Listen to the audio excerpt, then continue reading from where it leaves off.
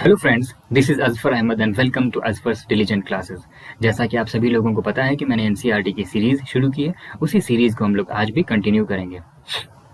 शुरुआत मैंने class 6 NCERT history से की थी, जिसके 5 चैप्टर्स को ऑलरेडी अपलोड किया जा चुका है और आज हम लोग शुरू करने वाले हैं चैप्टर नंबर 6।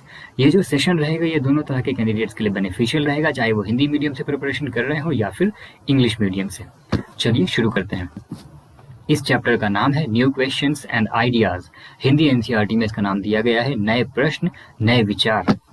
इस चैप्टर में हमें ओवरऑल 15 टॉपिक्स कवर करने हैं, इंक्लूडिंग सब टॉपिक्स। कुछ फिगर्स दिए हुए हैं, कुछ इमेजेस हैं, उससे रिलेटेड जो इंपॉर्टेंट बातें हैं वो भी मैं आपके साथ शेयर करूंगा। ठीक है, चलिए। इस चैप्टर की शुरुआत एक ऐसे सिनेरियो से होती है जहाँ पर कुछ बच्चे जा रहे होते हैं, वाराणसी जा रहे होते हैं, वाराणसी उत्तर प्रदेश, एक स्कूल ट्रिप पर जा रहे होते हैं। ठीक है, पुणे महाराष्ट्र से उनकी ट्रेन थी और वहाँ से वो मतलब रात में ट्रेन थी और वाराणसी जाने के लिए सब तैयार हो रहे थे वहाँ से। ठीक है, तो एक बच्ची का यहाँ पर खास नाम जिक्र है, मेंशन किया हुआ यहाँ पे नाम, उसका नाम है अनघा, जो कि पहली मरतबा स्कूल ट्रिप पर जा रही थी। तो उसको छोड़ने के लिए स्टेशन पे उसकी मम्मी भी आई थी। तो उसकी मम्मी ने कहा टीचर को कि बच्चों को जो है आप बुद्धा के बारे में भी बताइए और सारनाथ भी दिखला दीजिएगा। Okay, her mother who came to see her off at the station told the teacher do tell the children about the Buddha and take them to see Sarnath as well. तो इस तरह के सिचुएशंस को बयां करते हुए ये इस चैप्टर की शुरुआत होती है। क्लियर? चलिए आगे बढ़ते हैं। तो फर्स्ट टॉपिक यहाँ से शुरू होता है the story of the Buddha. ठीक है, जिसका जिक्र अभी जस्ट पहले वाली स्लाइड में हुआ था। तो Siddhartha, also known as Gautam, the founder of Buddhism, was born about 2500 years ago. यानी जो बुद्धिज्म रिलीजन है उनके जो फाउंडर हैं उनका नाम था सिद्धार्थ, गौतम के नाम से भी उनको जाना जाता है। तो कब की बात है ये? उनकी पैदाइश हुई थी 2500 साल पहले, about 2500 years ago.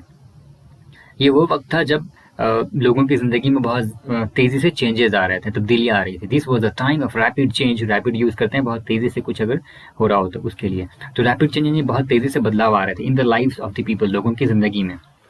As you saw in chapter number 5, जैसा कि हम लोगों ने चैप्टर नंबर 5 में देखा है कि कुछ ऐसे राजा थे, ठीक है, महाजनपदाज में, जो कि ग्रोइंग मोर पावरफुल, जो ज्यादा पावरफुल होते जा रहे थे। ठीक है, नई सिटीज डेवलप हो रही थी और जिंदगी तब्दील हो रही थी। गांव में भी, शहरों के जैसे गांव में भी जिंदगी तब्दील हो रही थी। कई जो थिंकर्स हैं, many thinkers were trying to understand these changes in society. कई जो थिंकर्स हैं जो गौर फिक्र करते हैं, वो समझने की कोशिश कर रहे थे कि सोसाइटी में किस तरह के चेंजेस हो रहे हैं। ठीक है, they also wanted to try and find out the true meaning of life. और वो ये भी जानना चाहते थे और मतलब पता करना चाहते थे, कोशिश कर रहे थे ये जानने की कि ट्रू मीनिंग क्या है, लाइफ का ट्रू मीनिंग क्या है। ठीक है, जिंदगी का जो ट्रू मीनिंग है वो क्या है। जो पॉइंट नंबर 6 है उसमें मेंशन है the Buddha belongs to a small gana known as the Shakya gana and was a क्षत्रिय। तो यहाँ पर बुद्धा की बात हो रही है कि बुद्धा जो है वो स्मॉल गण एक था, वो स्मॉल गणा से वो बिलोंग करते थे, जिसका नाम था Sakya gana and was a क्षत्रिय। तो ये क्षत्रिय से बिलोंग करते थे। ठीक है, when he was a young man, जब वो यंग मैन थे तभी उन्होंने कंफर्ट्स जो है अपने घर का, अपने ऐशो आराम को छोड़ दिया था और नॉलेज की तलाश में वो बाहर निकल गए थे। और वो जो है इधर उधर कई सालों तक भटकते रहे। ठीक है, meeting and holding discussions with other thinkers. और उस दरमियान उन्होंने कई दूसरे थिंकर्स से मुलाकात की, बातें की, डिस्कशंस किया। ठीक है, चलिए नेक्स्ट पॉइंट देखते हैं, point number 8। He finally decided to find his own path to realization and meditated for days on end under a peepal tree at Bodh Gaya in Bihar, where he attained enlightenment. तो finally क्या हुआ, जब काफी जगह उन्होंने देख लिया, काफी जगह घूम के आ गए वो, तो एक जगह है बिहार में बोध गया के नाम से। ठीक है, तो वहाँ के बोध गया में एक पीपल ट्री के पास वो वहाँ पर ठहरे थे और वहाँ पर उनको रियलाइजेशन हुआ और मेडिटेशन किया भी उन्होंने वहाँ पे। और वो ऐसी जगह थी जहाँ पर उनको एनलाइटनमेंट मिला। ये जो वर्ड है ना एनलाइटनमेंट, ये हम लोग उस वक्त यूज करते हैं जब कोई चीज़ हासिल हो जाती है, कोई चीज़ सीखने को मिलती है, तो इसलिए इस तरह की चीज़ों के लिए एनलाइटनमेंट यूज करते हैं हम लोग। तो बुद्धिज्म के जो फाउंडर हैं गौतम बुद्ध, ठीक है, तो उनके लिए भी ये वर्ड यूज हो रहा है एनलाइटनमेंट। और इस चैप्टर में हम लोग आने वाले स्लाइड के बाद जैनिज्म के बारे में भी पढ़ेंगे, महावीरा के बारे में पढ़ेंगे, तो उसमें भी ये सेम वर्ड हम लोगों को देखने को मिलेगा। तो इस पॉइंट में ये है कि फाइनली उन्होंने डिसाइड किया कि मतलब अपना रास्ता खुद हम ढूंढेंगे, और ये रियलाइज किया, फिर मेडिटेटेड किया कई दिनों तक एक पेड़ के नीचे, पीपल ट्री था वहाँ पे, पीपल का पेड़, बोध गया बिहार में, और फिर उनको एनलाइटनमेंट मिला। इसके बाद क्या हुआ, he was known as a Buddha और द वाइज वन। इसके बाद उनको बुद्धा के नाम से या फिर वाइज वन, वाइज यानी जो अकलमंद है, ठीक है, उसके नाम से उनको जाना जाने लगा, जो समझदार हैं।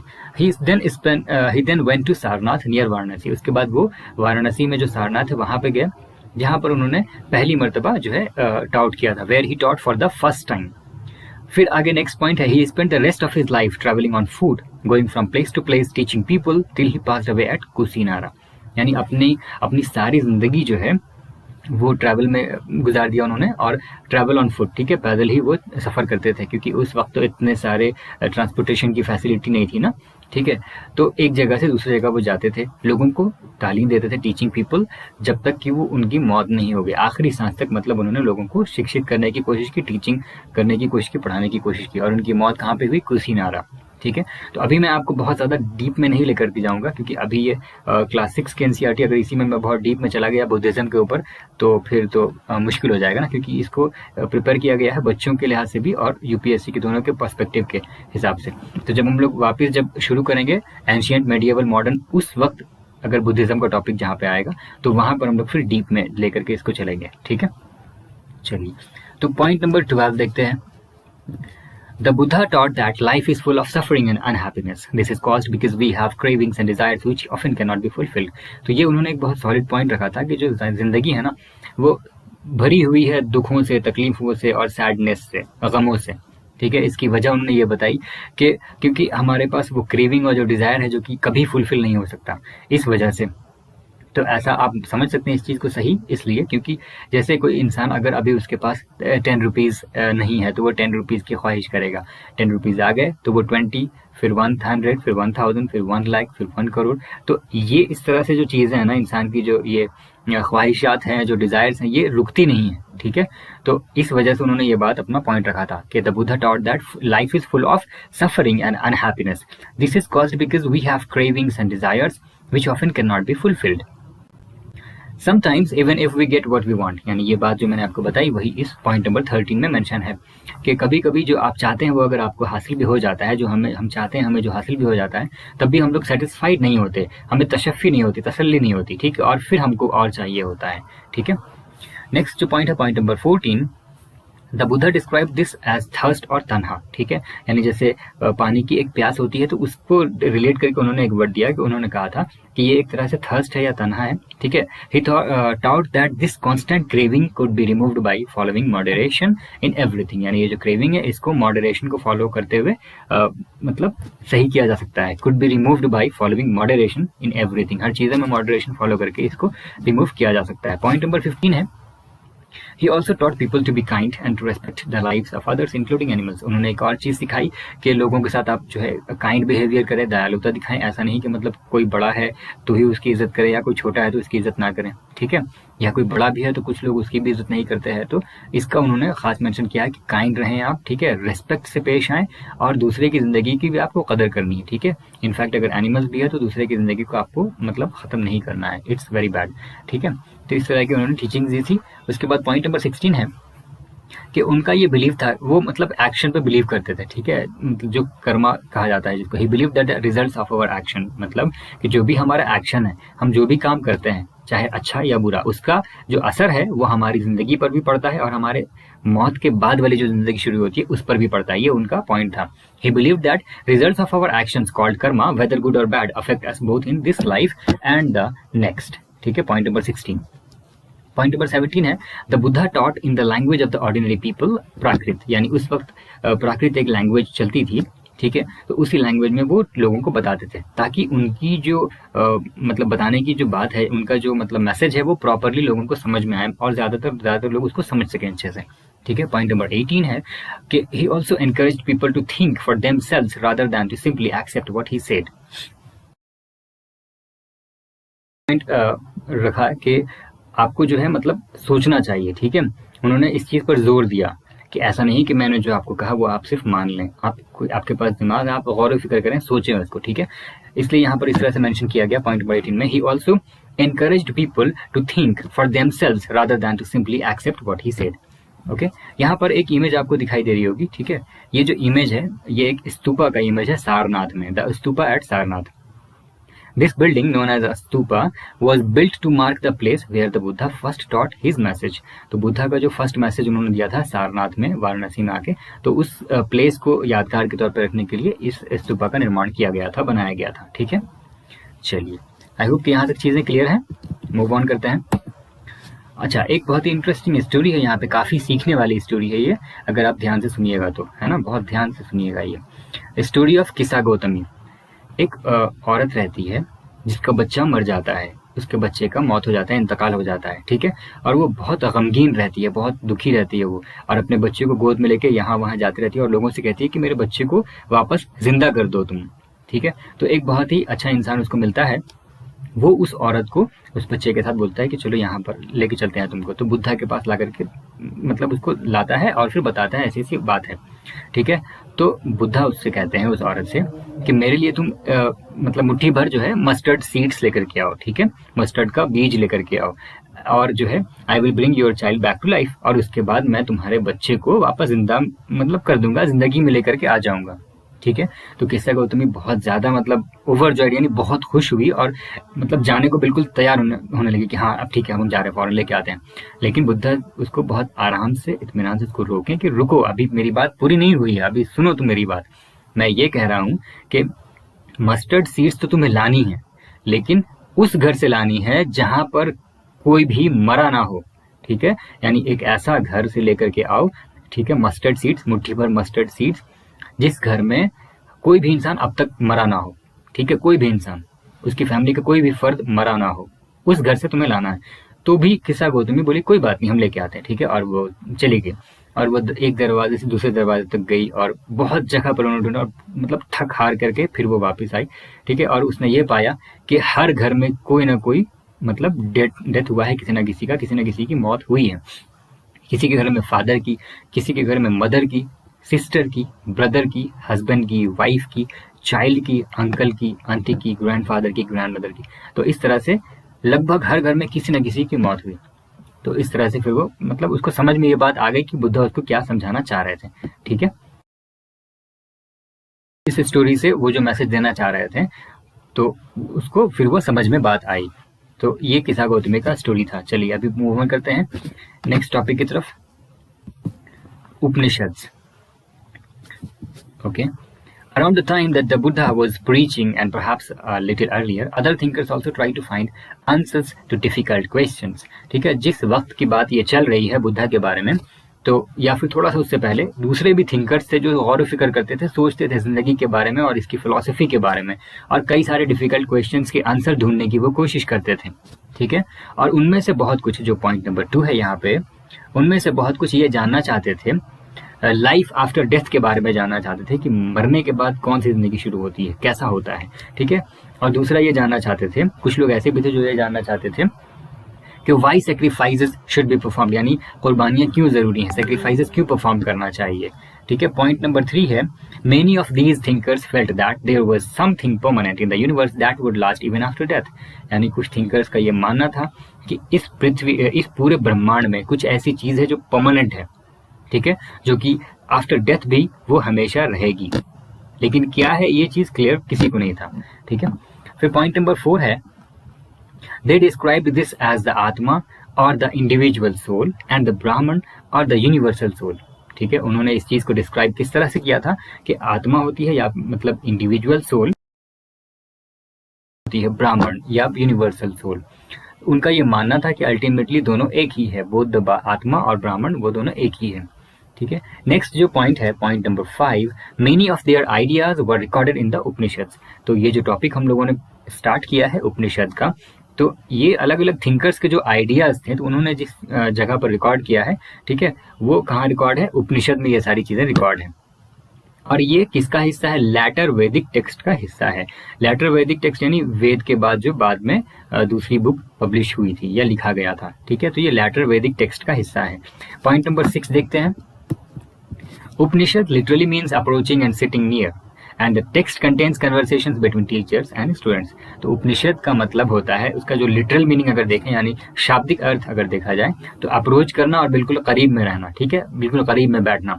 और इसमें डायलॉग जो है, मतलब इसमें जो कंटेन किया हुआ है टेक्स्ट जो है वो कन्वर्सेशन की तरह है, यानी एक टीचर है और एक स्टूडेंट है, ये आपस में बात कर रहे हैं, इस तरह से उसमें चीजें मेंशन की हुई हैं। ओके, पॉइंट नंबर 7 जो है, ऑफन आइडियाज वर प्रेजेंटेड थ्रू सिंपल डायलॉग्स, यानी अक्सर ऐसा देखा जाता था कि जो आइडियाज प्रेजेंट किए गए हैं वो सिंपल डायलॉग के जरिए प्रेजेंट किए गए हैं। बहुत सारे उपनिषदिक जो थिंकर्स थे वो मर्द थे, मेन थे, और खास करके ब्राह्मण्स थे और राजास थे, ठीक है। ऑकेजनली ऐसा देखा गया कि कुछ वुमेन थिंकर्स थी, जैसे कि गर्गी, ठीक है, ये नाम याद रखिएगा। Occasionally there is mention of women thinkers such as Gargi, who was famous for her learning and participated in debates held in royal courts, जो फेमस थी अपने जानकारी के लिए, अपने सीखने की चीज, मतलब इच्छा शक्ति के लिए, लर्निंग के लिए, और पार्टिसिपेट करती थी डिबेट्स वगैरह में रॉयल कोर्ट्स में। ओके, उनका नाम था गर्गी। वुमेन थिंकर्स गर्गी के बारे में यहाँ पर मेंशन किया गया है। Occasionally there is mention of women thinkers such as Gargi who was famous for her learning and participated in debates held in royal courts. तो ये कुछ ही वुमेन थी, मैक्सिमम मेन थे उसमें, ठीक है, जो उपनिषदिक थिंकर्स की बात हो रही है। पॉइंट नंबर 10 देखते हैं, poor people rarely took part in these discussions, यानी जो गरीब लोग थे वो इस तरह के डिस्कशंस में बहुत मुश्किल से ही पार्टिसिपेट कर पाते थे। One famous exception was Satyakama जबाला, यानी एक बहुत ही फेमस एक्सेप्शन जो है, जो कि गरीब था लेकिन फिर भी पार्टिसिपेट किया था, उसका नाम था सत्यकामा जबाला, जो कि एक स्लेव वुमन जो थी जबाली, उसका बेटा था, ठीक है। और उसने क्या किया था, उसको बहुत ही, मतलब पॉइंट नंबर 11 जो है, he has a deep Dzire, यानी उसको सीखने की बहुत इच्छा शक्ति थी और वो सीखना चाहता था, रियलिटी के बारे में जानना चाहता था, और उसको जो है एक ब्राह्मण टीचर ने स्टूडेंट के तौर पर कबूल किया था, जिसका नाम था गौतमा। ओके, was accepted, यानी सत्यकामा जबाला was accepted as a student by a Brahmin teacher named Gautama। और उसके बाद क्या हुआ, और बाद में आगे चल करके वो one of the best known thinkers of the time बना, यानी उस वक्त का one of the best known thinkers वो बना था। Okay, Many of the ideas of the Upanishads were later developed by the famous thinker Shankaracharya, यानी बहुत सारे जो आइडियाज थे उपनिषद के जो बाद में डेवलप किए गए किस फेमस थिंकर के जरिए, शंकराचार्य के जरिए, जिसके बारे में हम लोग आने वाले चैप्टर में पढ़ेंगे, चैप्टर नंबर 7 में पढ़ेंगे। ओके, चलिए मूव ऑन करते हैं नेक्स्ट टॉपिक की तरफ। 6 स्कूल्स ऑफ इंडियन फिलोसफी, इसको बहुत गौर से समझने की कोशिश करिएगा, ठीक है। इंडियन फिलोसफी की 6 स्कूल्स के बारे में यहाँ पर मेंशन किया गया है। Over centuries India's intellectual exploration of truth has come to be represented by 6 systems of philosophy, यानी जो कई सेंचुरीज यानी कई सदियों की बात है कि इंडिया का जो इंटेलेक्चुअल है उसको एक्सप्लोर किया गया, उसकी सच्चाई को एक्सप्लोर किया गया है और वो रिप्रेजेंट किया गया है 6 सिस्टम्स ऑफ फिलोसफी के जरिए। India's intellectual exploration of truth has come to be represented by 6 systems of philosophy. The 6 philosophy and their founders और sages are as follows.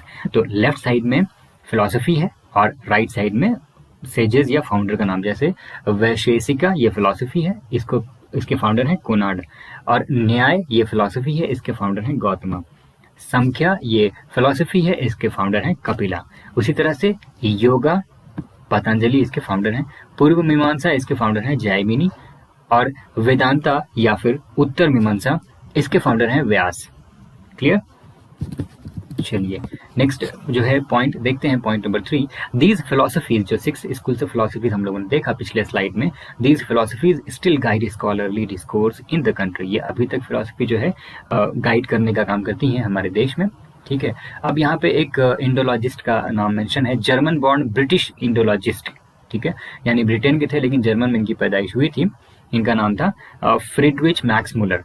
has observed that 6 systems of philosophy were developed over many generations with contributions made by individual thinkers। यानी उन्होंने ये observe किया, ये जो 6 systems of philosophy है ना, जिसको लोग यहाँ पर फॉलो कर रहे हैं, ये कई जनरेशंस से होते हुए यहाँ पे आई है और अलग अलग लोगों ने इसमें, कई अलग अलग इंडिविजुअल थिंकर्स ने इसमें अपना कंट्रीब्यूशन दिया है। Clear?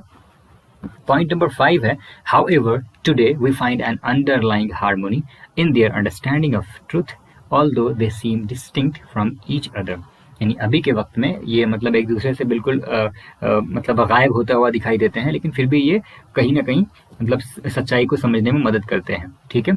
We find an underlying harmony in their understanding of truth although they seem distinct from each other. Next जो हमारा ये टॉपिक है द वाइज बेगर। तो इसमें 2 सेजेस और एक बेगर का स्टोरी है, छोटा सा स्टोरी है। तो इसमें भी आपको वो जो आत्मा और यानी यूनिवर्सल सोल और इंडिविजुअल सोल के बारे में हम लोगों ने जो पढ़ा था उसका यहाँ पर छोटा सा झलक देखने को मिलेगा। ठीक है, Here is a dialogue based on a story from one of the most famous Upanishads, the Chandogya उपनिषद। ये उपनिषद का नाम था, ठीक है, ये नाम है ये। तो इसमें 2 सेजेस का नाम जिक्र किया गया है, मेंशन किया गया है, that is Shaunaka and Abhipratarin. ये 2 सेजेस हैं जो कि वर्शिप करते, who worship the universal soul, जो यूनिवर्सल सोल को वर्शिप करते थे, उसकी पूजा करते थे।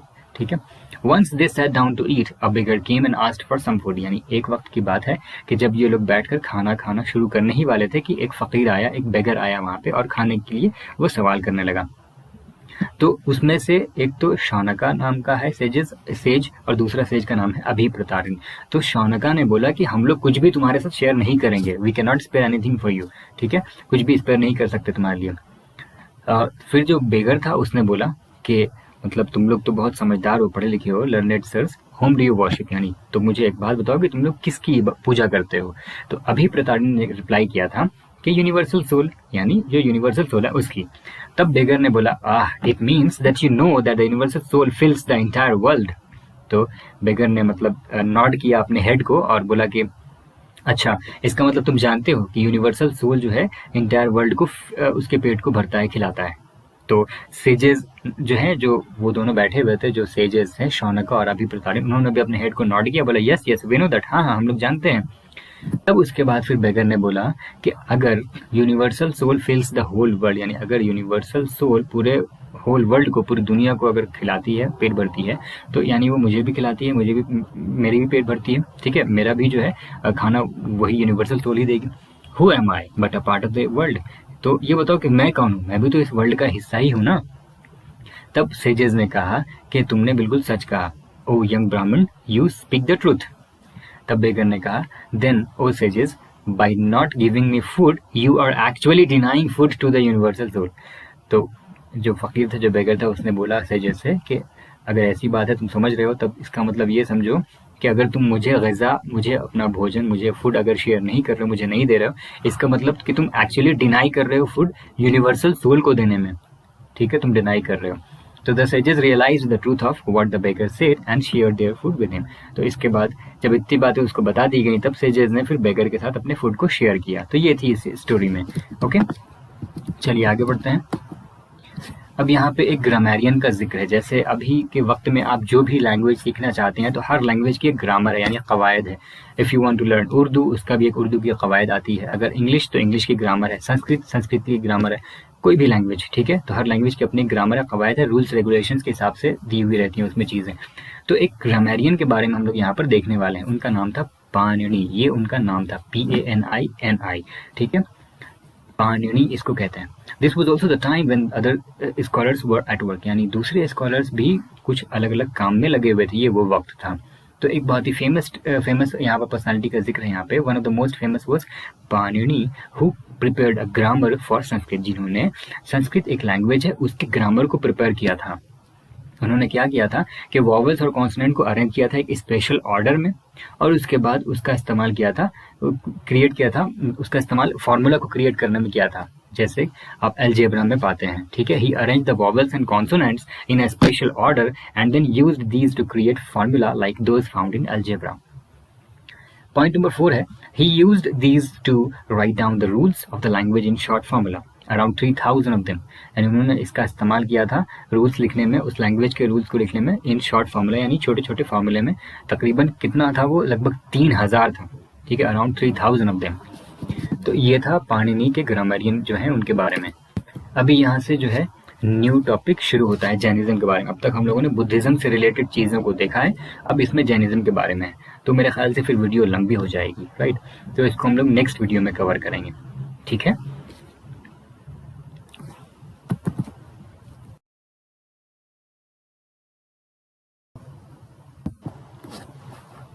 ओके, मिलते हैं फिर इसी चैप्टर 6 के पार्ट 2 में, ठीक है। जो बचे हुए टॉपिक्स हैं जैनिज्म से हम लोग शुरू करेंगे और सारे टॉपिक्स को कवर कर देंगे। तब तक आप अपना ध्यान रखें, अपनी फैमिली का ध्यान रखें और खूब अच्छे से मन लगा करके पढ़ाई करें, ताकि आप जो चाहते हैं, जो सपना है आपका, वो पूरा हो सके। उसके लिए एक प्रॉपर शेड्यूल बनाएं और उसके अकॉर्डिंग सही दिशा में कड़ी मेहनत करते रहें। Okay, bye bye, thank you, जय हिंद।